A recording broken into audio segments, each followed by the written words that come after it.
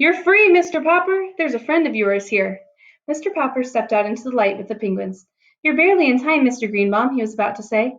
Then, as his eyes became accustomed to the light, he looked again. It was not Mr. Greenbaum who stood there. It was a great bearded man in a splendid uniform. Smiling, he held out his hand to Mr. Popper. Mr. Popper, he said, I am Admiral Drake. Admiral Drake? Gasped Mr. Popper. Not back from the South Pole. Yes, said the Admiral. The Drake Antarctic Expedition ship returned yesterday. You should have seen the reception New York gave us. You can read about it in today's paper. But I read about the trouble you were having with the penguins, so here I am. I have a long story to tell you. Can we go to the hotel and talk about it? Asked Mr. Popper. My wife will be anxious to see us back. Certainly, said the Admiral. When they were all settled in the Popper rooms of the hotel with the penguins clustering round to listen, Admiral Drake began. Naturally, when I knew I was coming back to America, I often thought about the man to whom I had sent the penguin. It takes a long time to hear things down there, and often I wondered how you and the bird were getting along. Last night at the mayor's dinner for us, I heard about the wonderful trained penguin act you've been putting on all over the country. This morning I picked up the paper, and the first thing I read was Mr. Popper and his 12 penguins being held in jail. But 12 penguins, Mr. Popper, how on earth? Then Mr. Popper told how Greta had arrived to keep Captain Cook from being lonely, and how the little penguins had grown, and how the clever little band had saved the day for the Poppers when things looked bad. It's amazing, said Admiral Drake. I've seen a lot of penguins in my time, but never such educated ones as these. It certainly shows what patience and training can do. Now, to get to my real point. Mr. Popper, you probably know I've explored the North Pole and the South. Oh, yes, said Mr. Popper respectfully. I've read books about both your Arctic and Antarctic expeditions. Well, then, said the Admiral, maybe you know why we explorers prefer the South. Could it be on account of the penguins, sir? Said Janey, who had been listening very hard. Admiral Drake patted her head. Yes, my dear, those long polar nights get very dull when you've no pets to play with. Of course, there are polar bears up there, but you can't play with them.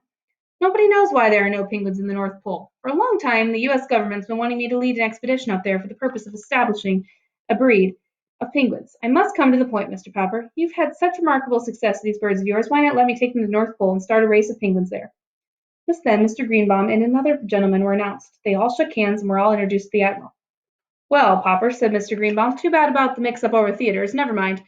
Here's Mr. Klein, who owns the Colossal Film Company. He's going to make you a fortune. You'll be a poor man no longer. Poor, said Mr. Popper. I'm not poor. These birds have been earning us $5,000 a week. Oh, $5,000, said Mr. Klein. What's that? Pin money. I want to put those birds in the movies, Popper. We've got the story department working on stories for them already.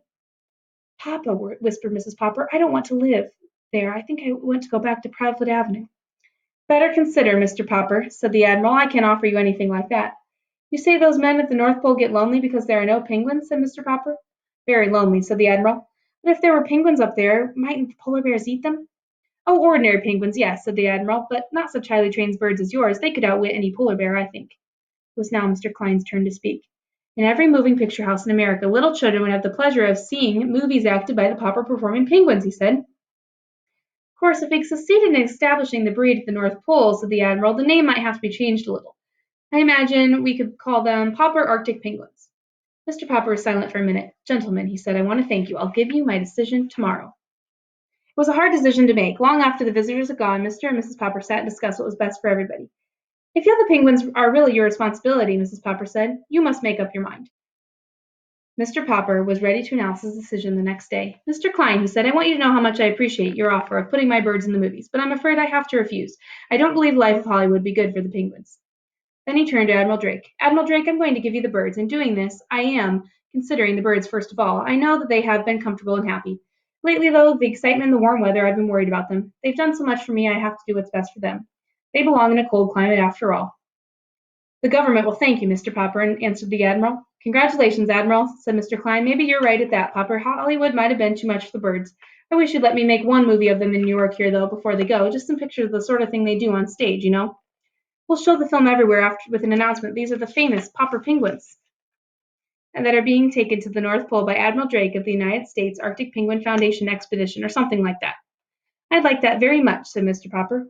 We'll pay you, of course, continued Mr. Klein. Not a fortune, but we could have if you'd let us give him a contract, but say $25,000? We could use it, said Mrs. Popper. It'll be very quiet at 432 Proudfoot Avenue, said Mr. Popper when everyone had left. Mrs. Popper did not answer. She knew that nothing she could say could really comfort him. However, said Mr. Popper, now that spring is here, a lot of people will be wanting their houses painted, so we'd better be getting back. Anyway, said Bill, we've had 10 whole weeks of vacation right in the middle of the year, and not many children in Stillwater can say that. Okay, when I see you on Tuesday, we will finish the last few pages of the book. Bye, have a great weekend.